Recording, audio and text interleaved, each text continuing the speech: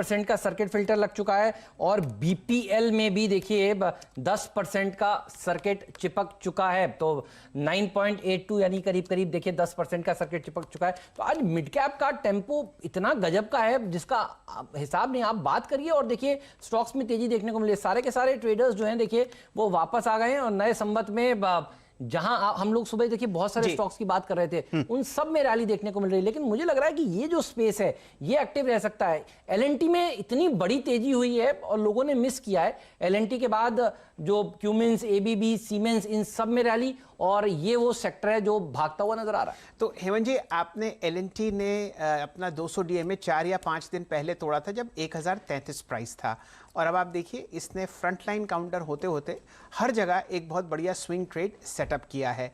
Schneider electric की तरफ नज़र डालिए, इसने अभी अभी अपना 200 डीएमए तोड़ा है और जुड़ेंगे पालविया साहब से। पालविया साहब, आपके सामने 8190 का प्राइस है। वैसे तो स्टॉक आपको दिन के उच्चतम लेवल पर ट्रेड करता हुआ दिखेगा, लेकिन यहां पर अगर कोई मूवमेंट बचा हो तो उस पर राय दीजिए।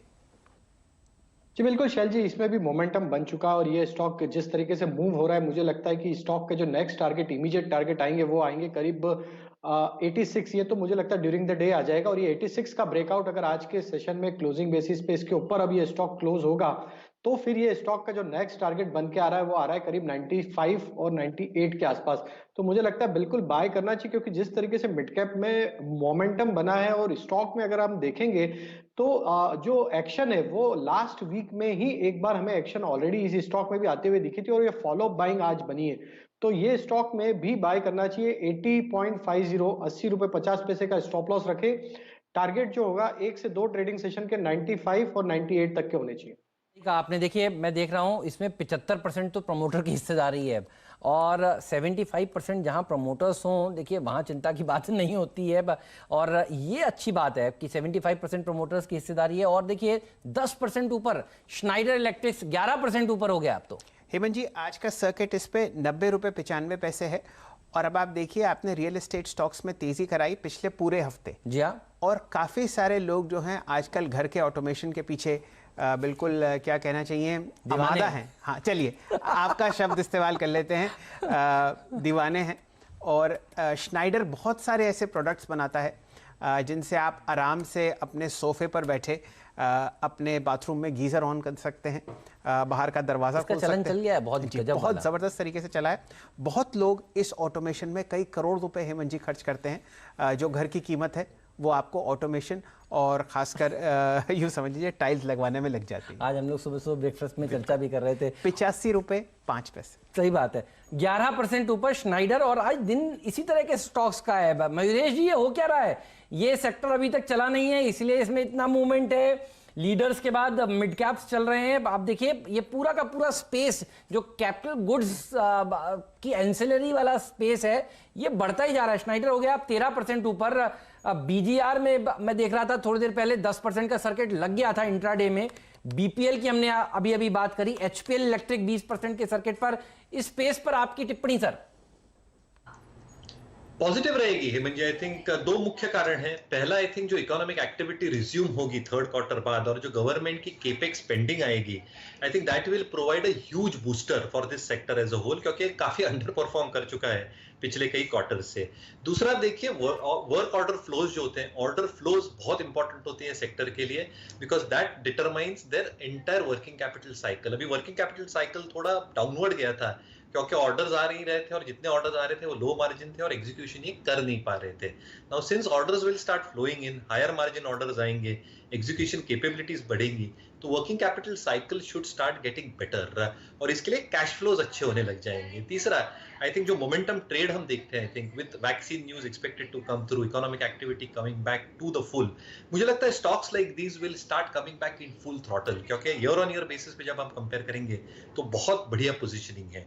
तो श्नाइडर की आप बात करें, बड़े दिग्गज आई थिंक जो एलएनटी, सीमेंस, क्यूमिंस तो है ही, एबीबी है, बट पावर एंसिलरीज, ये सारे जो स्टॉक्स है पूरे पावर चेन में, एमईपी या पावर मेक जैसे स्टॉक्स हैं, श्नाइडर जैसे स्टॉक्स हैं, तो ये सारे चलने के हैं। ट्रांसफॉर्मर स्टॉक्स हैं जो आपने अपनी टीम में लिए थे पहले, मुझे लगता है कि ये सारी टीम चलनी चाहिए। सर, इंडोटेक ट्रांसफॉर्मर्स ये था टीम में, सर्किट लगाने के बिल्कुल करीब है ये स्टॉक। अब आप देखिए, मैं इसमें भी देख रहा हूं 75% 74% के आसपास तो प्रमोटर्स की होल्डिंग है। इंडोटेक ट्रांसफॉर्मर्स में भी शैल जी क्या रैली देखने को मिल रही है, जबरदस्त। हेमंत जी 15% ऑलरेडी आपने तेजी देखी है इंडोटेक में। ये मेरे सामने प्राइस 99 रुपए आ रहा है और 103.40 का आप भाव देख रहे हैं।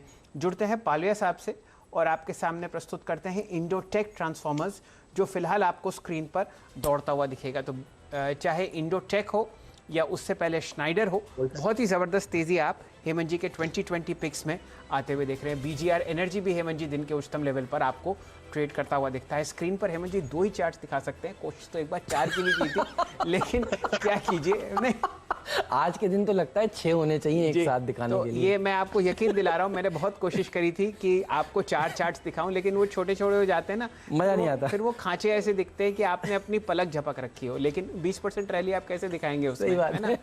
इंडोटेक पर आपने राय दी पालविया साहब, और जब से आपने अपना गोल्डन टच अदानी एंटरप्राइजेस पे लगाया है, देखिए हर जगह आपको 20% का सर्किट लगता हुआ दिख रहा है। 20% वाला कैंडिडेट है सर, बिल्कुल सही पकड़ा है आपने। अच्छा, एक और स्टॉक दिखाइए। आज तो मतलब जहां हाथ डालो वहां तेजी दिख रही है। एक और स्टॉक है इसका पीयर ग्रुप का, सेल्जर, SAZLER, ये भी दिखा दीजिए। ये भी निकल पड़ा है। आप देखिए सारे ट्रांसफॉर्मर स्टॉक्स में जो पावर एंसिलरीज, पावर यूटिलिटीज की बात हो रही है, ऐसा लग रहा है कि आज आखिरी दिन है इन स्टॉक्स के में खरीदारी करने का। सर्किट लगा लगा के देखिए लोग इस समय खरीद रहे हैं। वैसे एक बात बताऊं शैल जी, हो क्या रहा है, सरकार कुछ पावर सेक्टर के रिफॉर्म्स के ऊपर काम कर रही है, और यही हिंट आज सुबह सुबह भी हम लोग दे रहे थे स्टॉक 2020 में, और ये बात बिल्कुल सही है। और वो रिफॉर्म्स के आने के बाद पावर शेयरों में और अच्छी तेजी देखने को मिलेगी। सेल्जर भी देखिए अब 11.5% ऊपर दिन के हाईएस्ट लेवल पर इस समय कारोबार करता हुआ नजर आ रहा है। हेमंत जी आप थीम बता रहे हैं जो टेल विंड की वजह से है।